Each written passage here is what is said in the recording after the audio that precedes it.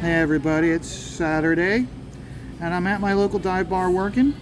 It's a rainy day, so of course we're going to have a lot of people coming in here. Right now it's just after they open, so it's relatively quiet. But as the day goes on, more people are going to be coming in. And that works in my favor because the more people coming in, the more background noise. It just helps me zero in and focus in on what I'm doing. Having all this noise helps me zone in and focus, so I can't wait for everybody to start rolling in. Another thing is that you have to accept when you're out in the public, when you leave your home, you're going to interact with other people. You're going to hear people talk on subjects that you agree with and you disagree with. You cannot censor those people who have an opinion that's different than yours, okay?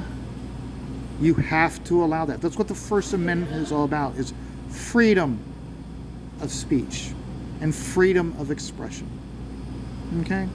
So you may hear noise, you may hear conversations in the background or in subjects that you disagree with, and you may wholeheartedly disagree with it.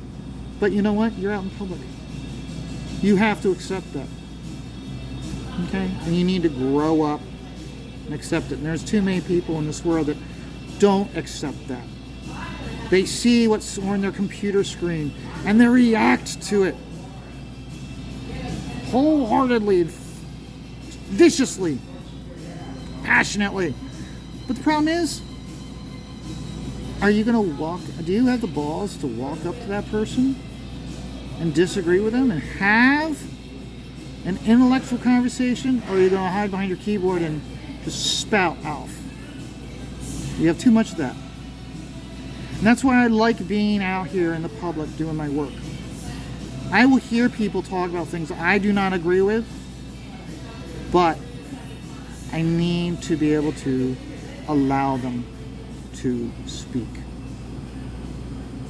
And that's actually part of today's topic, is being allowed to, others have to have their opinions, and you don't have the right to dictate to them.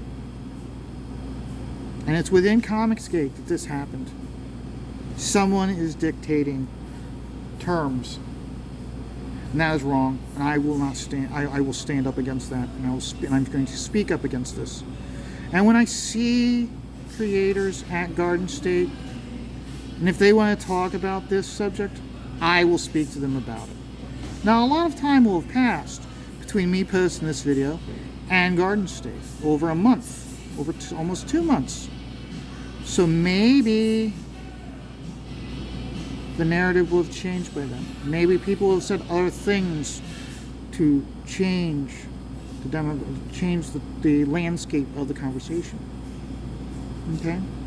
Before we go any further, please remember to like, subscribe, share, and comment. Commenting is important. Okay? As long as you're constructive in how you are presenting your opinion on this subject is important. You can't just spout off. Consider what you're going to be typing and how it's going to be read before you simply just type it out. Okay? Now, the topic of the conversation is, yes, it's about this whole Bud Light boycott. Okay? This is the first boycott from a conservative side, from the right side, that's had legs and it's sticking. Okay?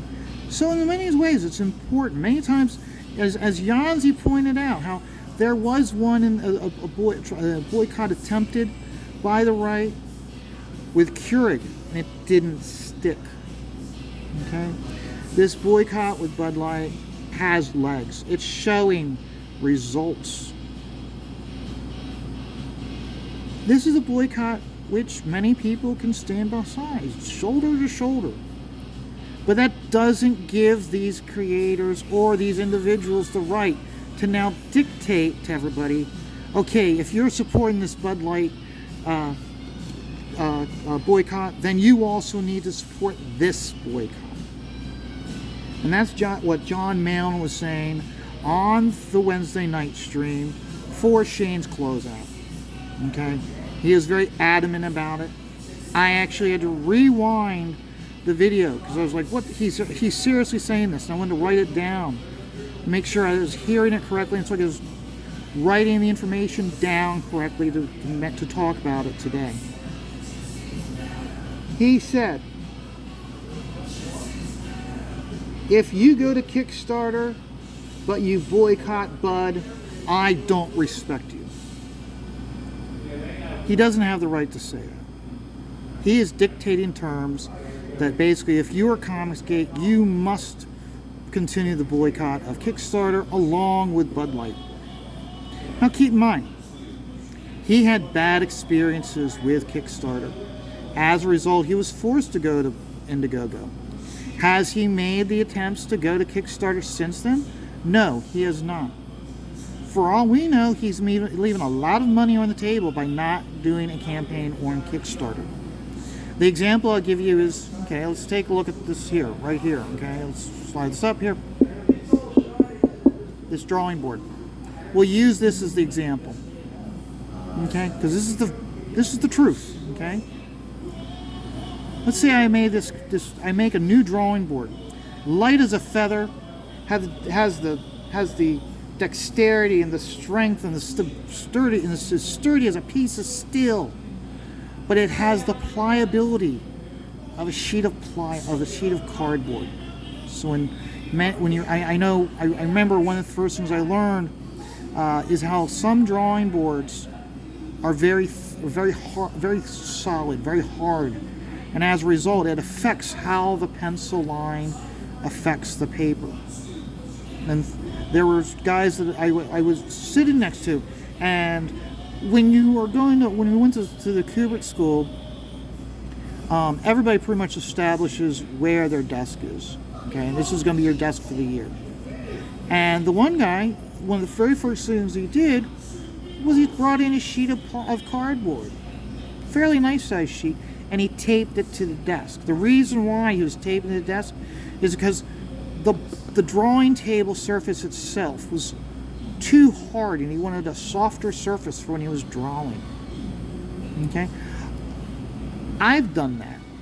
Okay, this board that I use is very soft, almost like a sheet of cardboard. Okay, so I've created this drawing board. It's a portable drawing board for you to take with you anywhere. Like I said, it's as light as a feather, but it's as strong as steel. I set this up. I get a contract, and it's on the end cap of CVS. CVS has got a lot of walk-through traffic. Okay, you have to pass by this end cap to go to the pharmacy, which is where most people go to CVS for, is the pharmacy. Okay, I might sell 10 a month. Okay, whereas I go into Walmart, I get the exact same end cap, exact same location, going directly to their pharmacy. People are walking because of the foot traffic at Walmart. I'm going to be selling 10 a day. I'm going to be selling over 100 a month. That is the reality of Kickstarter versus Indiegogo. And creators that are doing Indiegogo, but they then want to have they want to do a second campaign of the exact same title to get that walkthrough traffic, to get that Kickstarter audience. Because this is another thing, okay? When it comes to crowdfunding, we've gone back in time. It used to be that retailers had loyalty amongst their shoppers, okay? As the landscape changed, many retailers were discovering that loyalty of the shopper was waning. The younger generation wasn't loyal to a certain retailer as their parents were. Okay? And that's the truth. That is not even the truth. That is a fact. Now, facts can be proven wrong. Facts can be proven to be true. But in this case, you're going to have a lot more foot traffic, and if you get your product in a Walmart versus CVS, you're going to sell more.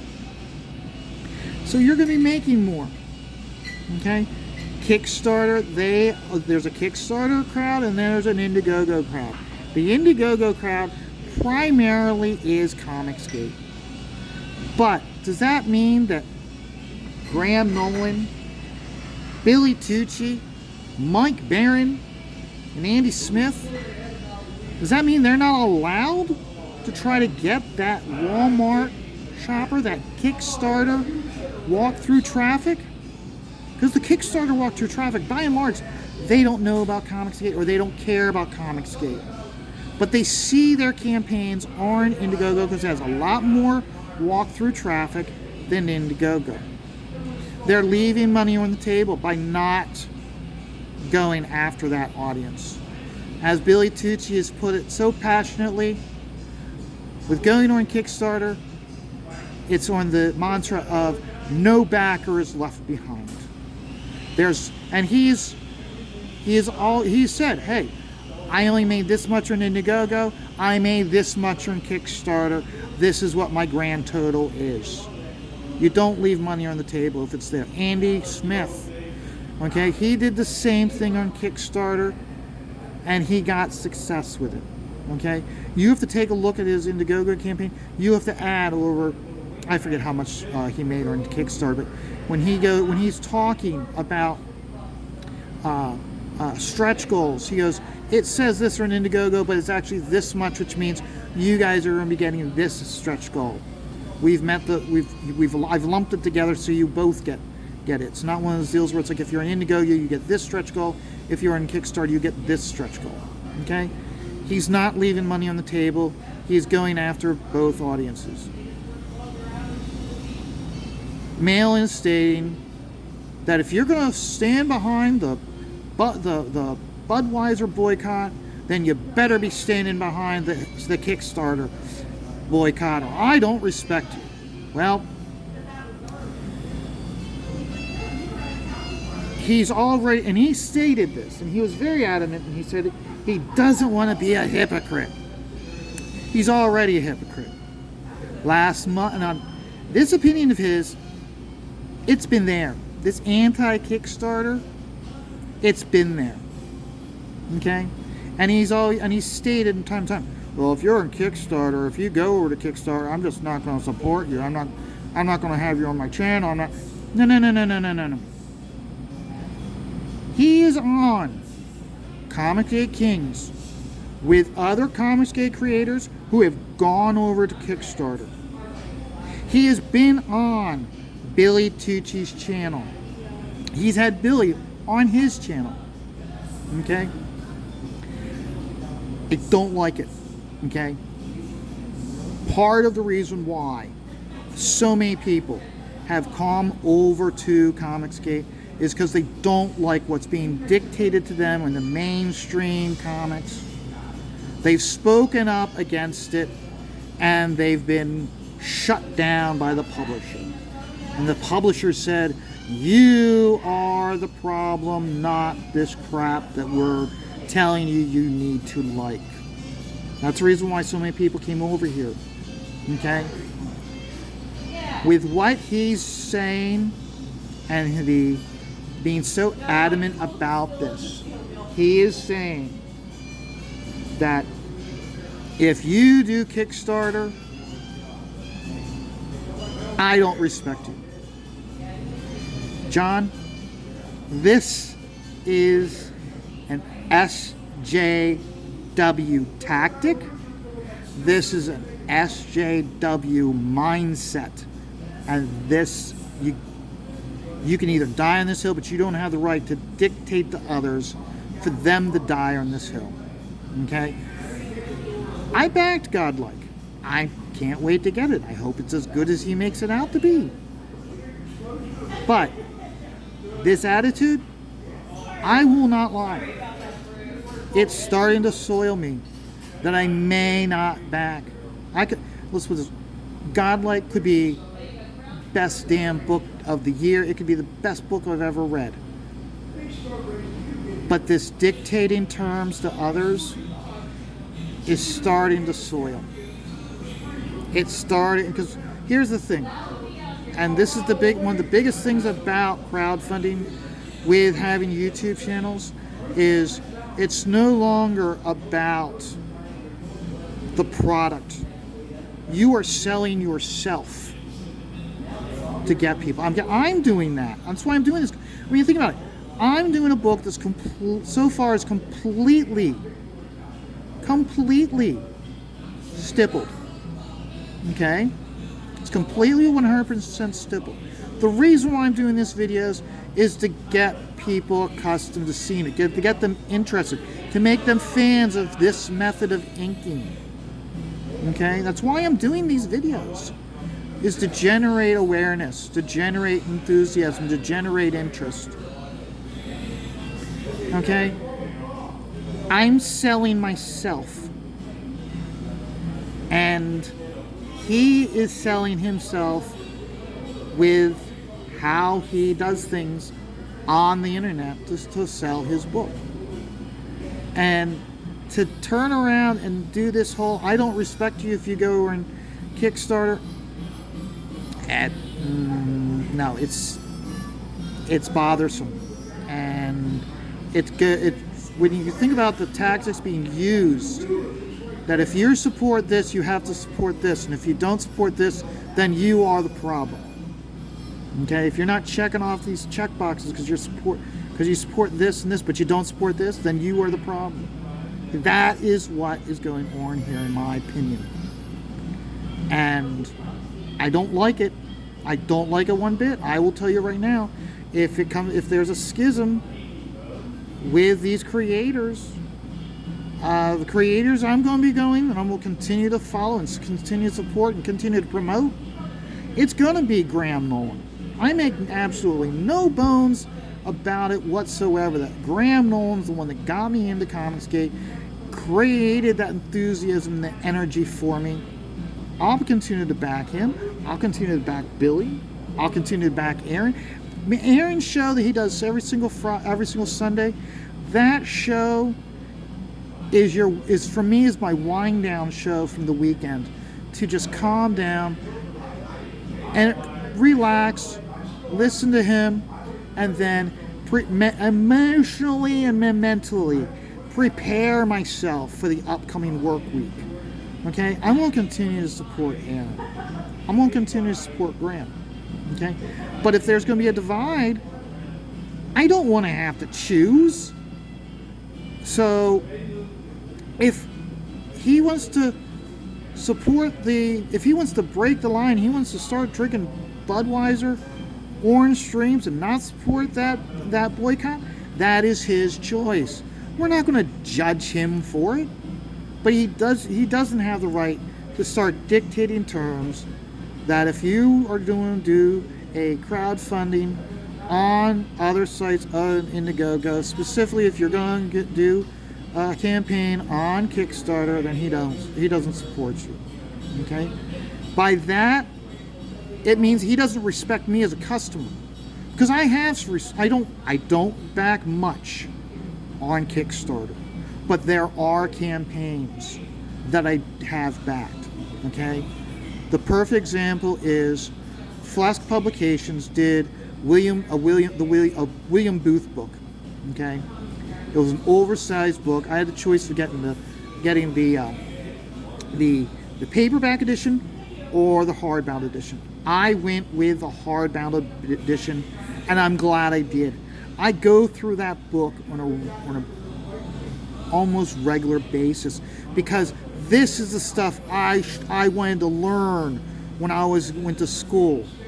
Okay? But the teachers were, these goddamn fucking teachers were dictating how the era of expressionism, how it's the best there ever was. And I mean, these goddamn female SJW cunts were having orgasms talking about this shit, and I'm like, I don't like this shit. Okay, I want to see this stuff, and they demean you because this is what you liked.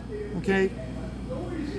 Franklin Booth's book is artistically my Bible. Okay?